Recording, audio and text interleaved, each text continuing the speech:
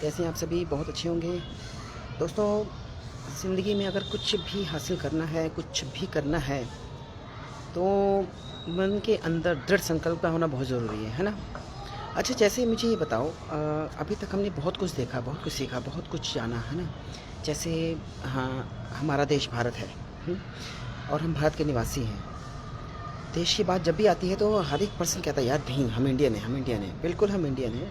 देश के बारे में सोचते हैं, देश के बारे में आगे बढ़ते हैं, बहुत कुछ सोचते हैं। अच्छा, मुझे ये बताओ, लेकिन जब यही बात आपके खुद पर आती है, खुद की किसी भी पर्सनल चीज़ों पर आती है, तो आप वो देश वगैरह सब भूल जाते हो। आप कहते हो नहीं यार, मेरा खुद ही ये मतलब है, मेरा ये काम है, मेरा वो काम है, मेरा वो काम है। ये नहीं सोचते कि देश का भी काम है। अगर मान लो गली में कूड़ा करकट ज़्यादा इकट्ठा है, तो ये भी तो देश का ही है, ये भी देश है। तो फिर उसका काम क्यों नहीं कराए, उसकी सफाई क्यों नहीं की? वो इसलिए नहीं की क्योंकि उसको समझा ही नहीं कि यार ये अपना है, ये तो भाई जिसकी ड्यूटी है वो करेगा अगर, है ना? अगर आप यही सोचते हैं तो फिर आप कैसे आगे बढ़ते हैं, है ना?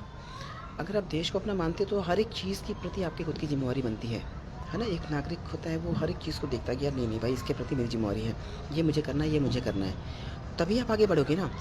जैसे महाराणा प्रताप ने क्या किया, अपनी हिम्मत और हौसले से उठ करके पहले तो वो हल्दी घाटी युद्ध में बहुत बुरी तरह से उसमें घायल भी हुए। उनका प्रिय घोड़ा चेतक, वो उस लड़ाई के दौरान वो नहीं छोड़, उनका साथ छोड़ के चला गया, उसकी मौत हो गई।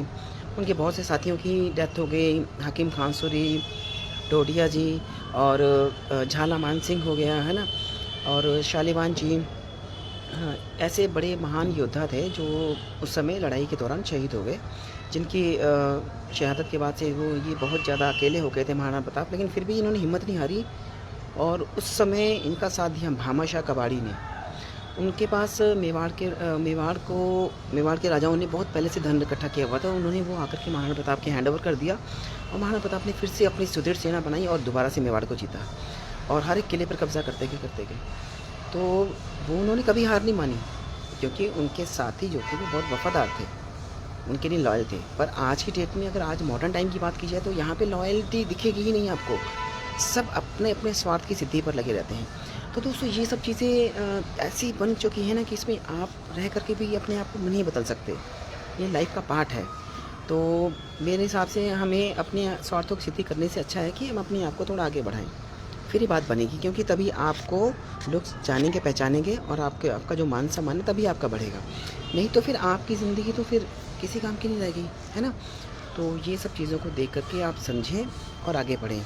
मैं तो आपको यही कहूँगा, और नेक्स्ट टाइम में फिर से इस चीज़ पे आगे फोकस करेंगे। ओके जी, thank you, have a nice day.